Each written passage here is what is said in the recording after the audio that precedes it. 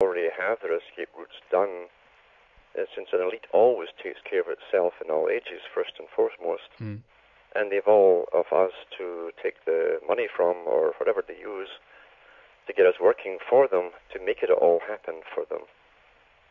It's quite an interesting system. But we do know they have many underground bases across the planet. Yeah, yeah. Not only underground bases, I mean, now, the Canadian government that created all these ladybugs, that's only one type they've released now. I don't know what else they've released. But they had huge facilities, and they are underground as well, unknown to the public. Yeah. And this came out really when they'd legalized government-issued marijuana for medical reasons a few years ago. And then they admitted, just like that, first time in history, that this little quip came on the CBC, the Canadian government grew it in underground laboratories. You know. Go. Yeah. I mean, this is old techniques. If you want to hide something, you put it under the ground where no one can see it. Yeah, that's right. That's right. And I actually was on a tour even here in Sweden just a few weeks ago of some of the. They were not specifically underground bases, but there were old military mountain facilities, or they were directly drilled into the mountains themselves, where they actually had used explosives to detonate inside the mountain, then just actually build like a house within that area of where they cleared, with the dynamite and so forth. And they're right there in a lot of these cities around the west coast here, and people have no idea that they're actually right there in the town centers. Just in some instances they were just behind the government building or in connection with the police department, so they are right there. But that only, of course, as you say, begs the question. Okay, so these are the facilities that are in a way on the top surface. It would be very interesting to see how deep they go and how far, how big some of these facilities are. Because I've heard speculations that there even is, if we were to talk about the U.S. again, that there is underlying tunnels that actually connects the entire country underneath the surface. Do you know if that is the case? Do you think so?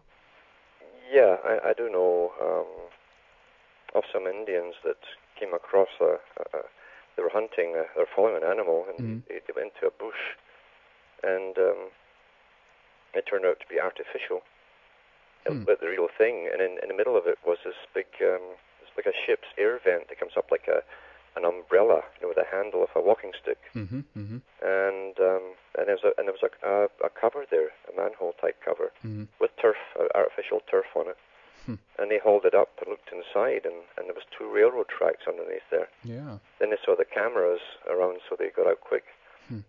But they do have them, yeah, and they've been building these for years. The Rand Corporation owns the largest underground boring machines in the world, and they have a lot of them based in Greenland. Okay. And that's also where they have another HARP facility, one of the big U.S. HARP facilities. And the Rand machine, that was even in Popular Mechanics some years ago.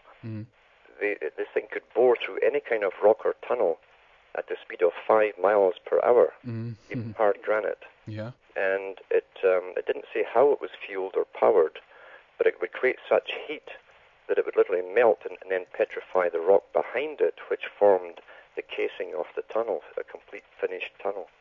Oh, interesting. Yeah, there were some very large machines involved in a few years ago. There was a big scandal here in Sweden.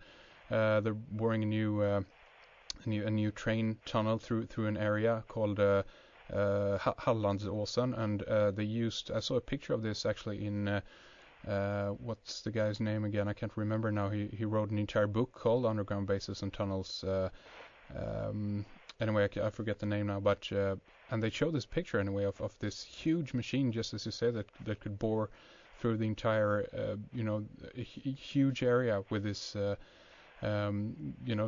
have the trains go through this tunnel, and so these are very real and very existence in, so there's nothing no doubt about that. But again, if they actually use this up in public, so to speak. These incredible machines. The question is again, I mean, what the heck do they actually have down there? I mean, there could be even larger. They could be even more efficient. I've even heard that they actually use, what was it, a nuclear type explosions within the mountains, but they actually have some kind of I think it's a bacteria that actually eats away radiation, so you can actually go down into these tunnels after they have detonated a nuke or a minor nuclear explosion. So it's safe to go down there. I have no idea if this is true, but this is speculations I've heard, so very interesting stuff, definitely. Yeah, they have many ways to blast rock, even photon beams. And even the HARP type technology, they can actually pulse it at such a frequency, literally it shatters everything in front of it. Mm-hmm. And they can also superheat it using HARP, the standing wave type technology, directed beam. They can cause such superheat, that itself will cause a sort of thermonuclear explosion. Okay, like melting the mountain, but from the inside almost, I guess. Mm-hmm. Yeah. Very interesting. One thing also I did want to run by you here before we finish off this segment is some speculation, of course, around the areas of developing chimeras and so forth, the animal human hybrids or mix between genetics. I know there is one kind of historical aspect to this that was an article in from the Scotsman about 2 years ago now about that they have uncovered documents pointing to, for instance, that Stalin was actually trying to develop a half human, half ape kind of super warrior. But this is only one, of course, of all the speculations and also, of course, uncovered documents that are out there. But do you think that they are performing this kind of mixing and blending of species now in the underground laboratories and stuff like this? They're doing it in the open too. Most of the fish you'll even catch in your lake have been modified. Mm-hmm. They are chimeras.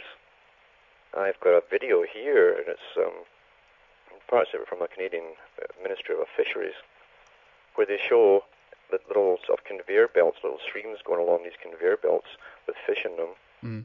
And there are women along there every 5 feet or so, and they pick up a fish every few seconds, touch it against a little post that uses insufflation techniques to inject into it without breaking the skin. It literally goes right through, diffuses through the skin. Mm-hmm.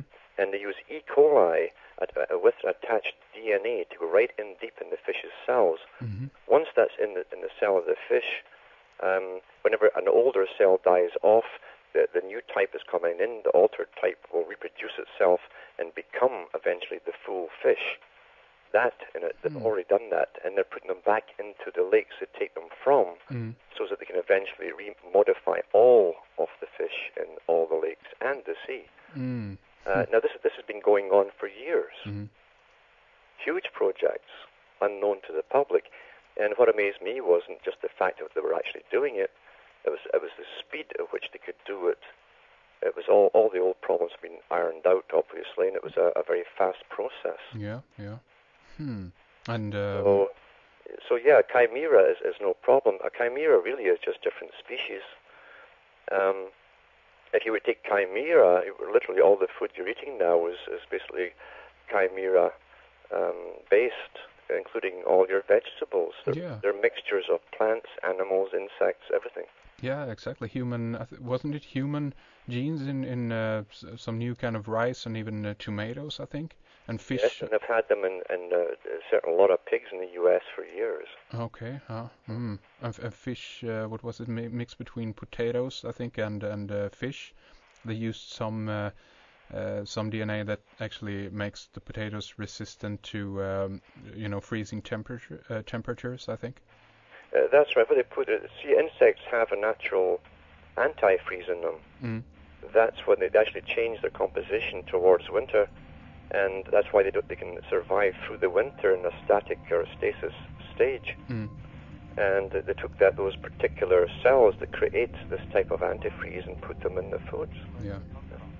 Alan, I think that this is a great place to round things up for this segment, and we're going to continue a little bit in the subscriber section and talk a little bit more. But before we do that, as usual, I want to, in case we have new listeners with us, new people that comes to your material and your work and so forth, tell them about your website, of course, and also some of the things that you have up there on the website. Yes. They can check out cuttingthroughthematrix.com, and my other site for Europe, it's alanwattsentientsentinel.eu, and they'll find lots of stuff, lots of my talks for free to download, and just a very few things that I do sell, which goes deeper into the system and some of the tricks it employs, including the deciphering of the alphabet and all the other codes, at least a couple of the code levels that are used and the public don't even realize are used on them every day. So they can check up those sites and download as much as they want for free and print it up and pass information around. Okay, excellent. Thank you, Alan. It's cuttingthroughthematrix.com. Everybody do check it out. And Alan and I are going to continue now in the subscriber section. But for this segment, thank you very much for coming on, Alan. We'll talk more in the subscriber section. Yeah. We are going to continue talking with Alan Watt for our subscribers now, and we are going to talk a lot more about the spiritual aspects to the controllers and the elite. Is there another purpose for the situation that we find ourselves in now? What is the experience all about, and what is the connection to the new age and science? What is the end game? Is there such a thing? A lot more good stuff coming up with Alan Watt for our subscribers. And if you're not part of Red Eyes Creations, this is a great time to take advantage of our 3 months or 6 month subscriptions. We are going to bump up our subscription rates in the transition over to July. So if you're not yet part of Red Eyes Creations, this is a great time to come aboard, get full access to our growing archive. So do take advantage of our low subscription rates. You'll find all the information under the link subscribe or radio on the left-hand side menu on redicecreations.com, and from there you can read all about it. Thank you for tuning in to the program. Also thanks to producer Fredrik Palmgren. We will be back again on Thursday.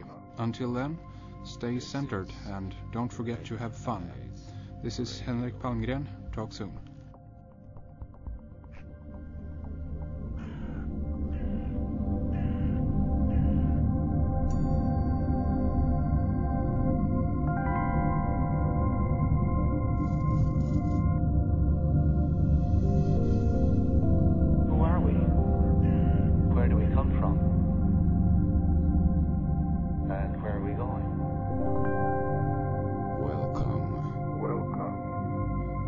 This is Red